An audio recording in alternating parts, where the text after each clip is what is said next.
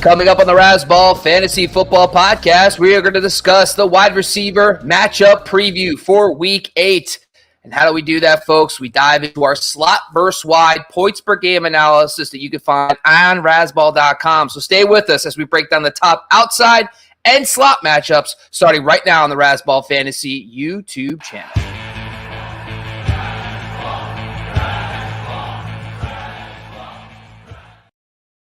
And bringing in my co-host for today, it's Ben Wasley. Go follow him at Fantasy First Down Noah on Twitter. What's going on? Yeah, man, good to be here. Excited to talk about some football. We're nearly halfway through the season, and it does not feel like it. But also at the same time, it kind of feels like it. It's kind of been like we've been doing this for a while. We're kind of getting an idea of what's going on. But at the same time, it's like, oh, wow, it's already halfway. It is actually Week 8, folks. The fantasy football community, this is it. This is the halfway point.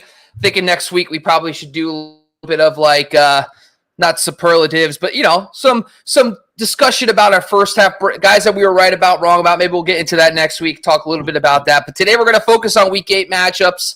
Last week, I got to tell you, I got to call us out a little bit. Not great. Wasn't a great week for the slot versus wide points per game analysis. I think we got a little too cute with some of the matchups, maybe, but I have to call ourselves out. Listen, in the insurance industry, once every 5 years, you're going to have a bad year claims. That's what our week was last week. We've been pretty good all year long. It happens. And we're going to be upfront about it. But honestly, this week, I have a really good feeling about some of the calls we're going to make this week. Oh, yeah. Let's get into those notable out-wide matchups heading into Week 8. First off, the Miami Dolphins matchup for the New England Patriots wide receivers, Kendrick Bourne and Devontae Parker. We also have Calvin Ridley. Of course, Zay Jones has been ruled out, so that could help Christian Kirk. We also have the Pittsburgh Steelers going up against that. Then we have Johnson and Pickens going up against the Jags, Flowers and Beckham going against the Cardinals. And we finally are going to talk a little bit about McLaurin and Dotson going against the Eagles. And we're wrapping up the out-wide matchups with Nico Collins and Tank Dell, who is back this week, going up against a very banged-up Panthers secondary. Let's dive into the first one here, folks, and that is the Kendrick Bourne and Devontae Parker versus the Miami Dolphins. Now, the good thing with this one, number one, is that Tyreek Hill should play, and he's going to be in, which means that the Miami Dolphins should be able to put up points. A couple of weeks ago when these two teams played, Parker did have a nice PPR day. It was like a wide receiver 3. But now things have kind of switched over. Miami's allowing the 6th most fantasy points out wide. Xavier Howard and Jalen Ramsey should be back this week. But both guys are going to be limited, both banged up right now, which should help this matchup, especially if they're chasing points. Miami allows the 6th most fantasy points out wide. Notable performances, A.J. Brown, Adam Thielen, Stephon Diggs, Gabe Davis, and Cortland Sutton. Tell us a little bit about this matchup, Ben. Are you feeling maybe a Kendrick Bourne as a wide receiver 3, Devontae Parker as a sleeper this week? Yeah, look, Kendrick Bourne's the guy I'm really interested in this week. I'm kind of off Devontae Parker. He just hasn't been doing enough consistently enough to make me interested. If anything, Douglas is the other guy I'm interested in, depending on how he plays with Juju. But this isn't the greatest matchup for him. It really is a Bourne game. Bourne's been very interesting. He's kind of top 24 in yak, and Miami concedes a lot of yak, 7th most in the league.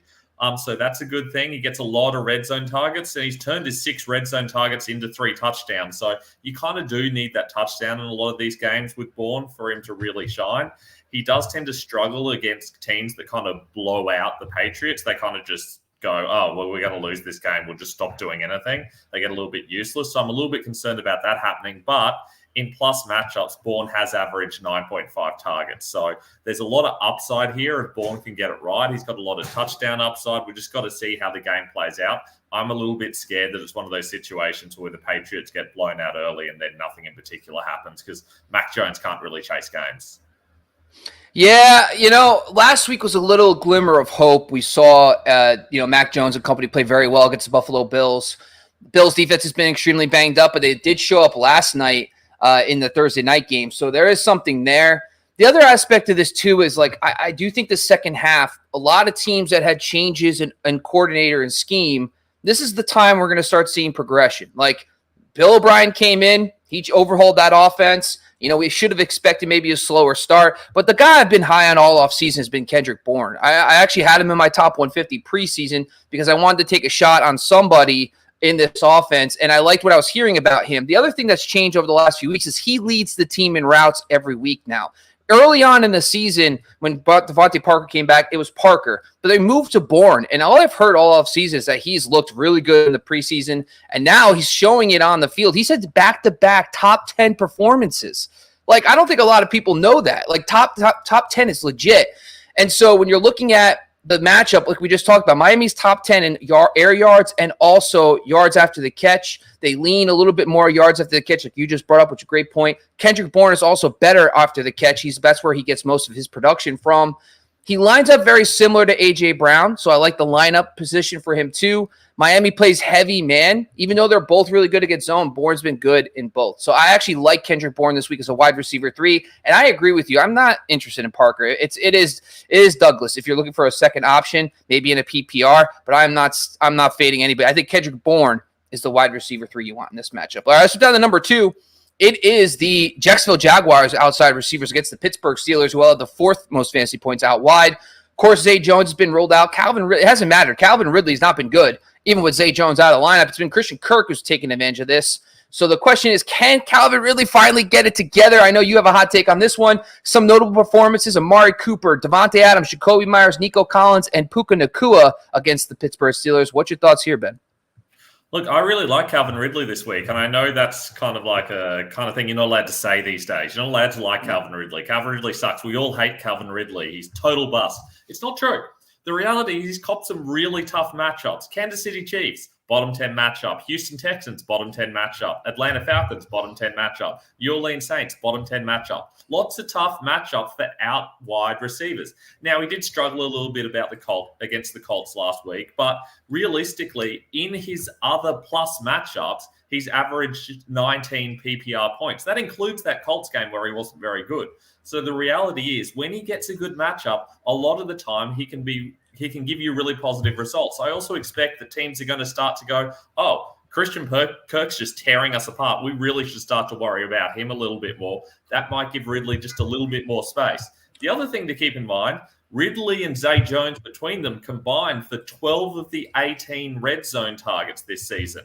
Zay Jones isn't playing, which means Ridley's really their main red zone option. Now, it hasn't worked out for him yet, but the targets are there and the opportunities are going to keep happening, and that should regress at some stage. I really like Ridley this week. He's bordering on a wide receiver 2 for me. If it hadn't been for all those dud weeks, it'd be a whole lot higher. But even so, I still someone I want to be playing this week. Hence, I'm trading for him in certain leagues because I just think there's more upside than we're seeing. So I'm in. I'm all in. So you brought up a really good point, and the out wide schedule has been insanely tough, and we have the numbers to back that up. Since early on schedule, he's had the 4th toughest out wide schedule to start the year. So right there, that's key. If you're curious, you know who's had the toughest? The New England Patriots. That only is a little feather in the cap. That's a throwback. That's what we call in the industry a callback there. Anyway, so the Steelers, when you look at them, they're an air yards defense. So they're 9th in air yards allowed versus 29th in yards after the catch. So you got to beat them vertically. The great news is that's how Calvin Ridley beats people. His ADA is 18th amongst qualified receivers, and he's only 77th in yards after the catch per reception. He lines up very similar to 2 guys who played very well, Puka Nacua and Jacoby Myers, which I like. The Steelers also are the 3rd highest man coverage defense, and Ridley is better against man. It sounds like a lot of check marks to me. Calvin Ridley, wide receiver 2. My quick question for you, though, Ben, is Christian Kirk with Zay Jones out, you still locking him as a wide receiver 2 this week?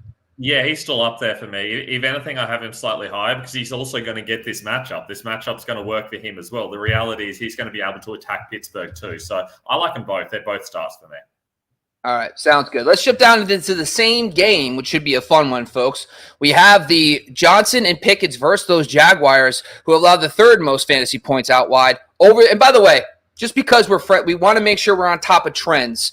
If you look at the points per game allowed data, we've actually started updating it for most recent weeks. So you'll start seeing, make sure you read the top. It says weeks 2 through 7. We'll probably do every 5 to 6 weeks. Once the bye weeks go away, we'll probably just do 5 weeks. But right now we want to factor it as much data as we can, but we want to start fading out the earlier weeks so we have more current data. So we're giving you the best possible matchup analysis based on what trends are going on right now. Now I digress. Let's get into it. So that's why they're 3rd right now. The Jaguars secondary notable performance includes Sky Moore, Tank Dell, Stephon Diggs, Gabe Davis, and Michael Pittman. What's your thoughts about this matchup, Ben? Are you starting both Steelers receivers this week? Well, look, the Steelers have had a pretty tough start to the season as well. We talked about Ridley having the fourth toughest start to the season. The Steelers have as well. They're yet to face a top 10 out wide matchup. So the reality is that Pickens has done really well, all things considered. He's got the 15th most yards, and he's done it real quietly. We're not talking about Pickens a lot. We go, oh, Kenny Pickett's there. Pickens can't possibly blow up. He absolutely is. He's only had the 26th most targets, 15th most yards, and he's 10th in yards before the catch as well. He's getting a lot of air yards. So the Jaguars are someone you can attack either before the catch or after the catch. Either works well for Pickens. I really like the idea of starting Pickens this week for me. He's a strong wide receiver too. Deontay Johnson, I'm not so sure about. The fact that he's still popping up on the injury report with a hamstring issue isn't ideal. Now, I understand even though it's the same hamstring, it's not exactly the same injury and it's just supposedly tightness. But it's the kind of thing that you think, oh, well, maybe this could pop up in the game. That causes him to drop a lot for me. If he was totally healthy, I'd be feeling pretty good about starting him as like a mid-range wide receiver 3. As it is, he's a bit of a fade depending on what your other options are, even though it is a really good matchup. Yeah, when I'm looking at this, first off, Tyson Campbell, one of the better outside corners for the Jacksonville Jaguars, is just banged up, been limited all week. That's only going to help a lot, too. The other big thing for this one is that they are a very heavy zone defense. The Jags have played the 6th highest zone rate in the NFL. So that's going to be key because Pickens has been awesome against both. But Deontay specifically has been a much better versus man. So maybe that backs up your point that you just said that we lean Pickens over Johnson. If you're looking up lineup percentages, they're kind of both been all over the formation. They both look like Gabe Davis, Michael Pittman, Tank Dell, which is fine. That's all three of those guys perform well. The other thing, though, is Jacksonville's been you could beat them anyway. Air yards, they're 6th, 2nd in yards after the catch. And George Pickens has just been on fire, especially with those back shoulder throws. I love that. So I'm locking in George Pickens this week as a wide receiver 3, but I'm not fading Deontay. I think he's a flex/wide receiver 3, but let's just keep an eye on that hamstring. If anything else comes up, maybe we fade him in this matchup. All right, let's go down to number 4. We got Flowers and Beckham going up against the Cardinals this week. Well, it was number 1. This should have been number 1, the first matchup. Everybody not named Tyler Lockett goes off against them, apparently, all right? Because God forbid we have a little love thrown our way, Tyler. But instead it's Jake. So much Tyler Lockett. Really painful for me. The Tyler Lockett hate from teams at the moment. It doesn't make any sense. The worst part is Jake Bobo and JSN go out there, and they get all the production. Good for them. So it's not like the analysis is wrong. It's just that God hates us, I guess. Anyway, let's just keep going. Notable out wide player performances against this Arizona defense. Jamar Chase, Cooper Kupp. Well, Cooper Kupp's more slot. Brandon Ayuk, JSN, Jake Bobo, by the way. Both of those guys dominated outside somehow. Then you have Michael Gallup, Isaiah Hodgins, and Trenton Irwin, which we brought up last week. What's your thoughts? Are we going back to the well against the Cardinals with Flowers and Beckham? I'm a little bit scared about the Ravens in general, especially when they're all healthy. When they're all healthy, Flowers' snap share drops to around 80%, and he hasn't performed as well when that's been the case. He still gets a lot of targets, but he hasn't been having these blow-up games. He's got 8 red zone targets, but 1 total touchdown, which is really strange. It's probably because he's not very big, but they're still giving him the targets. He's just not able to do something with it in the red zone. I'm really scared they're just going to go away from him to their bigger receivers, to their Mark Andrews. And that lack of touchdown really limits his upside. He hasn't yet surpassed 80 yards receiving, but the weirdest thing is he's been worse against good matchups. So it's really hard to understand what to make of him. For me, he's someone you have to start, especially in PPR, but I don't feel great about him. I don't feel, this is going to be a massive blow-up matchup for him. I just feel like because he's been so consistent, you need to have him in your lineup to get those consistent points. Yeah. So when you're looking at this, first of all, the Cardinals secondary, 6score.com, Sports Injury Essential, labels them as a under 80 6-score defense. So that means that they're very banged up in the secondary right now. A bunch of guys, especially in the middle of the field and safety positions, are not healthy. That should only help. Now, the Cardinals are an air yards defense. They're 3rd in the NFL in air yards allowed per game, 21st in yards after the catch. That definitely favors Beckham over Flowers. Flowers is 91st in ADOT. So there is something to this where Flowers is not your prototypical ADOT deep down threat that's going to beat a defense like the Cardinals. So it does raise some flags. However, when you're looking at, like the zone rate, Arizona's 7th in zone, both of them are better against zone. And you don't want to get too cute and say Beckham, who, by the way, on the flip side, is the A-dot guy. 56th in A-dot, 80th amongst qualified guys in yards after the catch. And he also lines up very similar to Ayuk and Chase. So I actually think that both guys, I think Flowers is a locked-in wide receiver 3. I think you got to play him. He's the go-to. But I do think Beckham, if for whatever reason you got banged up, if you have 2 flex spots and you need to start a guy this week, I actually like him as a DFS dart throw and a wide receiver 3 if you need it, because I do love the matchup, and I like how he profiles against them in this game. All right, let's jump down to number 5. It is McLaurin and Dotson versus the Eagles. We've already seen this matchup previously. McLaurin played very well in that matchup. The Eagles are 5th still, and fantasy points allowed out wide. They just traded for a safety and Bird from the Titans, so that should help that secondary down the line. But for this week, notable out wide performances: Justin Jefferson, Tyreek Hill, Kendrick Bourne, Puka Nacua, Mike Evans, Garrett Wilson, Terry McLaurin, Jordan Addison. Like, just so many guys have dominated this Eagles secondary out wide this season. What's your thoughts, Ben? Are you starting McLaurin, taking a shot on Dotson this week? Yeah, look, we've seen that the Eagles put up a lot of points on teams, and teams have to really attack them, and they generally do that out wide because that's where the weakness is, and it's not really a big weakness, but it is their weakness comparatively. We saw McLaurin go, 8 for 10 for 86 yards in week 4, so there is definitely enough upside there, but the scary thing is he's only got 1 touchdown on the season. He's not getting a lot of red zone looks. He's not breaking off massive plays and getting long touchdowns, but that could regress. He is getting some targets there, so that is possible. It's hard to really trust him and feel fantastic about him. He does have these off games, but that's always been the case with Terry McLaurin. He's a little bit boom bust. So for me, he's a high wide receiver 3 simply because no teams are on bye. But I still feel like he's someone that for most people you're going to be starting. On the other hand, Jahan Dotson, I mean, he's hardly been in the conversation, but he started to get a little bit better the last couple of weeks when they've been throwing a lot. He still hasn't had more than 5 receptions. He still hasn't had more than 43 yards. He's got 1 total touchdown. He is a bit of a red zone threat, but realistically, you'd have to be pretty desperate if you're starting Dotson even in this matchup. Yeah, I'm out on Dotson right now. I'm not going to bother with that. 81st in A-dot, 130 in yards after the catch per reception. That's not a recipe for success. Now, McLaurin did play well against these guys. I think you got to, based on his performance previously and just the way the game flow is probably going to end up, the way the Eagles are going to be able to move the football, you got to like McLaurin just getting enough volume to be a wide receiver 3 this week. But if you just look at the kind of the lineup, he's already done it, number 1. But he lines up similar to guys like Bourne, Nacua, Addison, who aren't your typical stud number 1s, who did very well against this defense. So I like McLaurin's talent versus those guys who performed in similar lineups as he has. The Eagles also run a ton of man. Now, excuse me. McLaurin, they're both better than man, but McLaurin's elite against man coverage this season. So I just think that I actually feel comfortable with him as a wide receiver 2 in this matchup. Dotson, meanwhile, I'm fading. I'm just not going to take the risk there. So I'm going to stick with just McLaurin in this matchup. All right, let's jump to our last out wide matchup that we like this week. It's Nico Collins and Tank Dell. Welcome back, boys, to the season. We have them against the Carolina Panthers, who started extremely hot. So if you looked at the numbers in the first 4 weeks, Panthers were a matchup to avoid. But because of all the injuries over the last few weeks, it has not been good for the Panthers. Now, they are allowed the 2nd most fantasy points out wide over the last 6 weeks. Notable performances: Tyreek Hill, Justin Jefferson, Jalen Waddle, Josh Reynolds, DK Metcalf, and Tyler Lockett. What's your thoughts here, Ben? Are you starting both Texans receivers if you got them this week?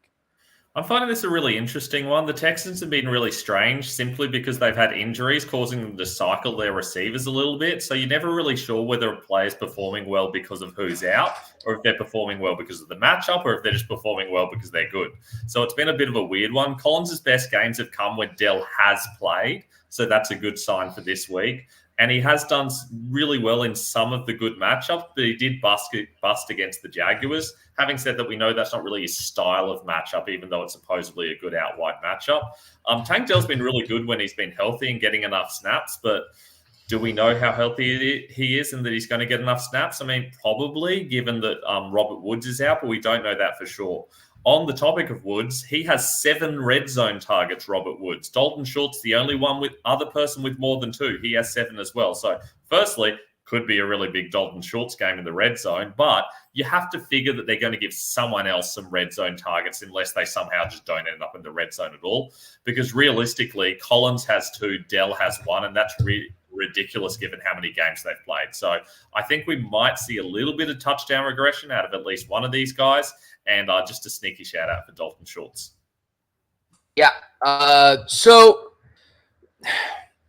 Panthers are confusing because they are allowing a bunch of production, but they're 23rd in air yards, 26th in yards after the catch. You're like, where the heck is all this production coming from? Nico, on the other hand, is like he's number 1 in air yards after the catch per reception among qualified wide receivers, 51st in ADOT. Tank Dell, meanwhile, same thing, 24th in yards after the catch, 41st in ADOT. So, like, there's nothing there that really stands out. Now, lineup percentages, Tank Dell is really hard to figure out because, like you brought up, this is the problem, right? So when they started the season, Dell was playing behind Noah Brown. Noah Brown was playing the slot. Then Noah Brown got hurt. Tank Dell came in. Robert Woods moved to the slot. Now Robert Woods is out. I expect Brown to play the slot and Dell be out wide with Nico. So that's what I'm expecting in this game. So the good news is he'll get the chance to take advantage of that matchup. The question, though, is, like, how much of these injuries really going to bother the Panthers? I actually am not going to overthink this one. Nico has been red hot this year. I've had a hard time because where I drafted Nico, I haven't had him in my lineups that much this year. So it's hard. I can't call him like a surefire wide receiver 2, but I do think he's a top 24 receiver this week. And I think that Tank Dell as well is a borderline wide receiver 2, maybe a wide receiver 3. So I'm good with both these guys as options, but I don't know if either is a must start because of where you drafted them. And Tank Dell, you probably got off waivers. So I don't know. I would have come to the Sunday Live Start Sit Show and bring your Collins and Dell questions. I would love to see him. I'm struggling with. I actually have him in this week, debating on like Jalen Waddle, for example, versus Nico Collins will be a tough one. Maybe I'll get Ben's input at the end of the show. All right, before we jump down into some notable slot matchups, let's check in with the team, see how everybody's doing. We got Jamie, first of all, jumps in. What's up, guys? How you doing, Jamie? Always a pleasure to have you on. Patricio jumps on as well. 6-1. Thank you. Whoop, whoop, baby. That boy, glad to hear it. All right, we got a trade question here. Greg, third forward. Third forward. I like it. Trade Addison, Josh Jacobs, and Gus Edwards for Cooper Kupp and Joe Mixon. I almost feel like this is Greg. If you could get that deal, I don't even need Ben's input. I doubt that's the. I doubt that's the trade. Like I can't imagine the person who is Addison, Josh Jacobs, and Gus Edwards is trying to trade away his Kupp and Mixon to get those 3 guys. What I meant to say is that if you have Kupp and Mixon, there's no way you're making that deal. But if you can get those guys, go for it. But that's crazy if you can get it. Anyway, I'm not going to throw shade. Maybe someone knows something I don't. Anyway, Connor, what's going on, man? Would you trade Laporta for Ken Walker if you had Kincaid on the bench? Now, Kincaid, I think for the next month at least, is going to be a tight end 1. And this is kind of one of those moments where I think you got to make the deal. I think you could probably ride Kincaid for a while. This could be one of those moments where Wally Pips knocks out of the lineup, and so he becomes a mainstay. I would say I think you have to take this deal if I'm getting Ken Walker. What's your thoughts, Ben? I totally agree. Look, he's Kenneth Walker. He is getting some fantastic results. While I don't really believe that Kincaid's going to be able to keep this pace up all season if Dawson Knox comes back, the reality is that you do have a viable alternative for most of the season, and Kenneth Walker is giving you really good results at the moment. He's just getting so much volume that you have to do it. Yeah. If it wasn't Ken Walker, if you were getting like a low end RB2, it'd be like, all right, maybe I'd wait. But Walker's been playing like an RB1 for most of the year, so I'm gonna stay there. Hair for life. What's going on, man? How you doing? What about Brian Robinson or DeMercado? So the Raven. This is a running back question, Ben. Thoughts, really question. Now, Brian Robinson, just quickly. Chris Rodriguez is getting involved. I don't know what the hell is going on there, but he had 7 carries to 8 for Brian Robinson last week. DeMercado ended up being the workhorse. I don't even know what's going on. So that's always fun. But what's your thoughts about this specific one? Now, Hair for Life, we're going to assume half PPR in this scenario, but in the future, when you ask questions, throw in your league format so we know if it's PPR because that could help as well. But Ben, what's your thoughts here? Look, it sounds ridiculous, but I'm going to go DeMercado. It's not a great matchup against the Ravens, but you can run a little bit on them. He's getting all the volume at the moment. It is scary to go, well, he didn't get any in the first week when Connor was out, and then he got all of it in the second week. What's going to happen in the third week? But you have to think the upside's there with DiMercato. On the other hand, with Robinson, he needs a touchdown to pay off most weeks. And he's getting a lot of opportunities to get touchdowns, but you don't really want to be relying on players that are so touchdown dependent that they're going to bust without that, especially when they're playing against the Eagles, who they're going to have to attack through the air. So while there might be points in that game, Robinson's a really scary start, because we saw in a game earlier this season where he didn't have a carry in the second, third, and fourth quarters combined because they've been blown out early. I think it's possible that could happen here again. I'm starting DiMercato. I'm actually I'm curious to see. Yeah, it's just with Antonio Gibson and Chris Rodriguez now, and that's a three-way backfield, like against the Eagles, who are now like it just seems like their front is going to get better and better. So I'm actually going to agree with you. I'll go with DiMercato in this matchup as well. All right, JB's got one here. Would you rather have Ayuk or Debo when they're fully healthy? Are you Ayuk now, or are you a Debo guy still, Ben? Well, I mean, the question is, we say when they're fully healthy, but when are they going to be fully healthy? We haven't seen them both be fully healthy at many points in the last 3 years. It's just not something that happens. The reality is that Ayuk is the healthy one, and that's one of the reasons I want to lean him. But if we just take that all away and assume they're both healthy, I think they're pretty close. Debo does get a lot of volume in some games. Ayuk has his blow-up games. I think they're pretty much equal to each other, but given the fact that we have no idea what's going on with Debo and he does struggle to stay healthy, I'd go with Ayuk. Ayuk, I would just say, but like if they're both, if you told me they're both healthy, I'd probably go Debo. But I honestly don't care for this in and out of stuff anymore. Just give me Ayuk. I like to keep things simple. I know he's going to be there most weeks for the most part. Greg just wanted to notify us that this is a trade that the guy's willing to do. Hey, man, if you can get Kupp and Mixon, I mean, shame, but great. Good for you, brother. Taco Cheese, what's going on, man? I like that. I'm 3-4, my RBs. And by the way, 3-4 is fine. The season's not even halfway. The fantasy season is still plenty of time. You're right in the mix. You're probably 2 games out of the playoffs. Nothing to fret about here, but it is time to make some good moves. So I like this right here. My RBs, I have hit some injuries. Should I move A.J. Brown for Montgomery and Kupp?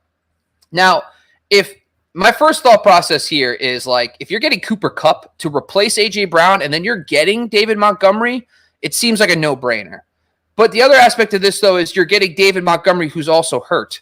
So I don't know if it really helps you right away, especially if you need to start winning like today, if you're finding your stuff. But I think at 3-4, even if you're 3-5, then Montgomery gets back. I just can't pass up Montgomery and Kupp for A.J. Brown, even though A.J. Brown's playing out of his mind. What's your thoughts, Ben? Yeah, look, I think he showed the rest of his team here, and you can see that he's got a lot of running back depth. Having said that, if you can get David Montgomery back, that's going to be really useful because he's got guys like Kyron and Archan who are going to take a while before they're starting. I don't know that he needs another running back. If anything, I'll be trying to trade away one of Tua and Burrow to try to get some quality there. AJ Brown's your only good wide receiver, but Cooper Kupp's equally good. I'd probably do this trade, but then I'd be wanting to try to move for some wide receivers. Maybe take one of your starting quarterbacks, kind of put them together with a running back and grab a good wide receiver, something along those lines. So I would say this too, when looking at the full roster, like you might want to reach out to the 7-0 team, the 6-1 team, and say, hey, I got a chain. Do you have a guy like a slow end RB2 that I could start for the next month while a chain's still out? And he might take that. He might say, hey, I got a bench running back that I'm not. I don't know if this is possible, but like a DeAndre Swift type running back. Would you trade if you're a 7-0 team, 6-1? Would you like the upside? That's a good question for you, Ben. Would you take that deal, knowing the upside of a chain for the playoffs for DeAndre Swift? I probably wouldn't. I'd want Swift, but there are people out there who would, and I think that's one of the great things about fantasy football. That's why we can make trades. The reality is that someone might take that deal. So that's definitely a deal I would offer, even if I'm the 7-0 person and I wouldn't take it. I think it's still worth seeking them out and seeing whether they're willing to be tempted by that high upside of an Archan or a Kyron Williams. Yeah, Taco, join us on Sunday and come back with some other, like some of the 7-0, 6-1 teams. We're going to be live for 2 hours before kickoff We break down our start sits, and we'll discuss that as well. Curtis, what's going on, man? How you doing? We just broke down Tank Dell. If you want to watch the show back, but we'll give you a quick highlight here. We both like them, the Texas wide receivers this week against Carolina. Probably more wide receiver threes this week for Tank Dell especially, but he's on the starter radar. But if you want to leave a comment later on the stream about who's your options, what's the format, we'll love to answer it at the end of the show. Ben, that's all the questions we got. Let's kick it over to some notable slot matches. What do you got for us? Yeah, man, we're talking about slot matchups now, and the reality is that most weeks there are less good slot matchups simply because there are less clear slot wide receivers. But we've got a couple of good ones for you this week. Elijah Moore versus the Seahawks and Josh Downs versus the Saints. Now, Elijah Moore is someone that has really struggled this season. He's disappointed consistently, but the Seahawks have conceded the 20 PPR points per week to the slot. That's a lot, okay? We want to have our guys playing against the Seahawks because they're just so consistent in what they do against them. After all, Tampa has 17.9 points, and they just conceded 92 yards to Khalil Shakir. So these good slot matchups are very consistent week to week. They had 6 for 119 against Atwell, 6 for 102 against the Brown, 11 for 145 against Thielen. That's 3 straight weeks of 100-plus yards, touchdowns to Thielen, Boyd. Really, Rondale Moore's the only one who's busted for them. So what do you think, Bobby? Where are you going with Elijah Moore this week? So the tough part is like the Geno of the first half of last week, you feel like could put up points. Like Gardner Minshew, like I don't even know what happened in that Browns game, but like Gardner Minshew somehow made the Browns look vulnerable. The good news is this game is in Seattle, which is probably better than being in Cleveland. Right? I'm right about that. It's in Seattle, right? Yeah, I believe so. Yeah. So anyway, I do like that from a standpoint of going to Cleveland would probably be less of an upside game there. But there's no team that hasn't allowed more fantasy points to the slot than the Seattle Seahawks. I mean, it's not even good. Tyler Boyd, Wan'Dale Robinson had a double-digit PPR. Adam Thielen and Amon-Ra Brown had monster weeks. Moore has been like, he hasn't been good, but when you look at Moore, the first thing is like, he gets you like 4 for 50, in that range. And in PPR, that's fine. It's like wide receiver 4 numbers, but his early season schedule has not been anywhere close to the matchup he's going to have this week against Seattle. So with PJ Walker, they're not dealing with that Deshaun Watson BS right now. If you look at Seattle, they are 15th in yards after the catch, 6th in the air yards, which kind of doesn't lean Moore's direction, but they're very high in zone. The 3rd highest zone team in the NFL, and Elijah Moore is much better against zone. So I think in PPR formats, because of the matchup, because they're a heavy zone team, I think that you're going to get 11 points, which I think is it's not bold, but it's going to get you wide receiver 3 numbers in PPR. What's your thoughts, Ben? Yeah, I totally agree. I mean, Elijah Moore is the wide receiver 60 on the year, and he hasn't done anything special yet. That plus, he's had a bye week in there as well. So the fact that he's 38th in targets is a good sign because he hasn't had the greatest matchups yet. This week, he's going to get the targets, definitely. PJ Walker, admittedly, hasn't been great, and he does limit the upside, but we're talking about a floor option here, and sometimes floor options are great because they allow you to take stabs at guys who are going to get big points. So big fan of Elijah Moore this week. For me, he's kind of a flex option, good flex option just to kind of help you out, even though there's no bye weeks. Now, the second guy here is Josh Downs. Now, Josh Downs blew up last week, and neither of us really saw that coming, given that the Cleveland Browns have conceded the fewest slot points to slot receivers this season. Now, we did admittedly do a lot of that work out wide, but realistically, that kind of came out of left field. This season, the Saints have conceded the 3rd most PPR points per game. They've conceded 15.6 PPR points per game in the slot. So that's really good. And that's against guys like Westbrook-Akine, Jaden Reed, the Pats wide receivers like Douglas and Juju, the Texans slot guys. Like, we're not talking about really big names. Outside Thielen and Godwin, we're talking about guys who we wouldn't even be starting most weeks. So Josh Downs, is he a must-start for you, Bobby? I got to admit, man, he's impressed me. He's been Gardner Minshew's guy, and now he gets a premier slot matchup. Marshawn Lattimore is playing out of his mind right now on the outside. Now, Marshawn has not really shadowed per se, but he'll get a lot of Michael Pittman this week. But the other thing with Downs is like he's not only just like getting you like 12 points, he's like going off. Like he's playing like a wide receiver 1 in some weeks. So he showed upside. So when a guy shows you wide receiver 1 upside, you should listen. And when he has a good matchup like he does, the Saints, listen, the Saints are not a great matchup in the sense of when you look at the underlying metrics. Yards after the catch this season, they're 20th, 28th in air yards. But the great news is Josh Downs is your yards after the catch guy. So the defense leans more yards after the catch. He's 14th in yards after the catch per reception, only 99th in ADOT. So he has to do it after the catch. The other thing with the Saints that I noticed is different than most years is that they're kind of league average when it comes to zone versus man. So they play 70% zone versus 30% man. So the Marshawn Lattimore shadow stuff isn't as prominent as it was 3-4 years ago. So that's also key here. And the other thing, he's been awesome against zone. So I just think that if you have Josh Downs, I'm probably underselling it, but I think he's locked in as a wide receiver 3, but he's probably a wide receiver 2. So I love him in this matchup, and that's why I'm going to play Josh Downs. Yeah, totally agree with you. I mean, we just saw him put 5 for 125 yards and a touchdown on the Browns.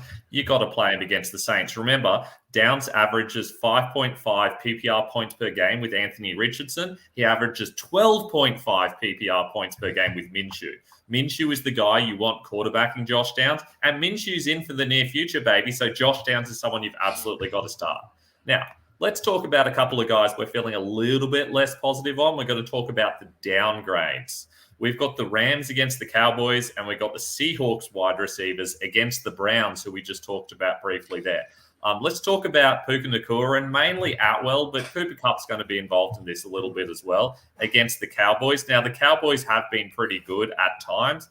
They've limited players like Ayuk to just 4 receptions, Debo to 3 receptions. They only allowed Garrett Wilson to get 2 receptions, but they've also played teams like the Giants and Patriots who don't really have wide receivers who blow up most weeks. So it's hard to know how much of this is the Cowboys being really good and how much it is them having some lucky matchups. They've also allowed a lot of touchdowns. They allowed Garrett Wilson a touchdown, Marquise Brown a touchdown, Keenan Allen a touchdown, and Trayvon Diggs is now out, though Bland and Gilmore have been pretty good coming in for him. Bobby, is this really a downgrade for you, or do you think the Cowboys aren't as good as we're making it up to be? You know, the injuries to the Cowboys have been notable with Diggs and, of course, Van Der Esch. And so they have shown some flashes of being vulnerable. The 49ers exposed them, but then they kind of stabilized a little bit against the Chargers, but the Chargers still got enough against them. The one thing Puka has earned the right to be a starter in your lineups. I think it's maybe more setting expectations for him. Like maybe he's a low-end wide receiver 2, borderline wide receiver 3 in this matchup because of it. Because when you're looking at how you beat the Cowboys, they're 30th in air yards and 23rd in yards after the catch, and that's where Puka beat you, yards after the catch. Same with Cooper Kupp. So I do think that that's fine. Atwell I worry about. And I don't think at this point people are really worried about Atwell anymore. I think they've kind of realized that it's Kupp and Puka. So I'm not starting Atwell in this matchup. The other thing, though, that interests me is that last season when it was a dumpster fire for the Rams, Stafford threw for 300 yards against the Cowboys. I have like a weird – I don't want to do this, but what's your thoughts about Matthew Stafford in this matchup? If he's able to throw for 300 last year when this defense was just awesome and they were bad, I kind of have a feeling that maybe this matchup might be – good for the offenses. But what's your thoughts about that, Ben? Yeah, like what I was trying to get at with those stats is realistically, they haven't really had the toughest matchups yet. I really think against the Rams, who are a little bit better than most people give them credit for. I think Matthew Stafford's a top 10 option this week, and I think Nacua and Kupp are both like high variance wide receiver 1s for me. I really like the idea of starting them because there's so much upside. We've seen players blow up and get long touchdowns here, and we know they're going to have to throw because the Cowboys, that's just how they play. They're going to allow you some long touchdowns. So I like the idea of starting Kupp. I like the idea of starting Nacua, and I'm starting Matthew Stafford. I'm just not starting Tutu Atwell because there's no point in starting Atwell, I don't think. Okay. Yeah. Cool. Let's move on to the second one, which is Metcalf and Lockett against the Browns. Now, both of these guys are banged up a little bit, and the Browns are very good. They held T. Higgins to 0 catches on 8 targets. They held Debo to 0 catches. They held Chase to 5 for 39. They held Flowers to 3 catches. Hopkins to 3 receptions. Pickens to 4, though he did go 127 and a touchdown. They're doing a good job of avoiding receptions to players, but they allow a lot of big plays. We saw that with Downs last week, the 125 yards. We saw 127 yards with Pickens. Even though a lot of these guys aren't getting a lot of receptions, they're getting the big plays. So is Metcalf or Lockett a start for you this week, Bobby? Well, Lockett's dealing with an injury. Honestly, I think I'm going to move both these guys to the wide receiver. I think that's my hedge always, but like there's certain guys you're not going to fade completely. You're not going to fade these guys completely. But I think when you start talking about now we're into week 8, you got Nico Collins in the 10th round. I'm going to start Nico Collins over these guys. Like you could start those later round guys that you got that are playing well over them because Metcalf and Lockett have not been that good this year. They have not been consistent at all. So you should be watching the matchups with these guys. We just saw last week at Lockett in a matchup against Arizona. He wasn't even good, which scares the hell out of me, which means he's going to blow up this week. But when you look at the Browns last week, if you watch that Michael Pittman, because I faded Pittman, every person I fade for fantasy football scores a touchdown. I don't know why, but they scored a touchdown. Michael Pittman last week had 1 catch for 9 yards through 3.5 quarters, and then he gets a crossing pattern, breaks 2 tackles, and runs for a 75-yard touchdown. If you take that, that's kind of a fluky play. You're not going to get that every single week. And so when you're looking at how you beat the Browns, they're 32nd in air yards allowed this season. DK Metcalf is 15th in ADOT, 65th in yards after the catch per reception. Then you got guys like Ward on the outside, Denzel Ward. The Browns run an insane amount of man. They run the most man coverage in the NFL. DK Metcalf has been better against zone this season. It just seems like a lot of things are lining up for me to say, I'm not fading these guys 100%, but Metcalf is not a must start. Lockett's not a must start on a bum wheel. And honestly, I think it's going to be probably a lower scoring game against the Browns. And the only good thing is that they're home. So I do think that you come to the Sunday live show, you bring your Metcalf questions, and I'm sure there's going to be scenarios where you do play him because I'm not sitting in for anybody, but I would play Josh Downs over DK Metcalf this week. Yeah, I totally agree with you. I mean, Metcalf has 22 total receptions this season. Lockett has 27. That's not enough, especially not for PPR where we're getting points for those receptions. You need guys who are getting 30, 40, 50 receptions through their 5 or 6 games. It's simply not enough. Metcalf battling hip and rib injuries is an extra thing to worry about. Lockett just hasn't been good. This whole offense is an absolute mess. You got to start your studs every week, but these guys are not studs anymore this season. These guys are guys I might need to start if I don't have better options. I'm not comfortable starting either of them. Neither of them are good yards after the catch guys, and that's how people have been beating the Browns this season, is getting the ball and then going for long touchdowns after the catch. I just don't see it happening. I don't want any piece of either of these guys. Now, as you guys know, every week I do my streamers and stashes article, and we got some highlights from this week's article. So a couple of guys to look out for this week. Firstly, you've got to be starting guys like Isaiah Pacheco. That's an obvious one, but I really like Calvin Ridley as well. On top of Calvin Ridley, Drake London's a one that I think is a really interesting start this week. Check out the article to find out why. I also shouted out Dalton Kincaid, but he's already gone off, so I'm already 1 for 1 on the week. And my deep option, especially for Superflex leagues this season, I think Tyson Badgett for the Bears is someone that you can start if you're in trouble at quarterback. So check out my article on the Rasball website to find out more. Bobby, what do you got? Honestly, I like to leave the streamers and stashes to you. You got a good thing going right there. I'm out. I'm honestly just come to your Sunday live show. We're going to be out there for 2 hours, breaking down start sit questions. You know, obviously we're excited to make sure you follow, subscribe to us at the Rasball Fantasy YouTube channel. Make sure you jump over to the podcast side. If you're ever unable to watch on YouTube, we also have it on Spotify and Apple Podcasts. And we also have IG, TikTok, you name it, we got it. And of course, jump over to rasball.com. We have great writers like Ben, like myself. Everybody's breaking down great content every single week. But thank you for joining us once again. This is the slot versus wide points per game allowed analysis. We are out of here, folks.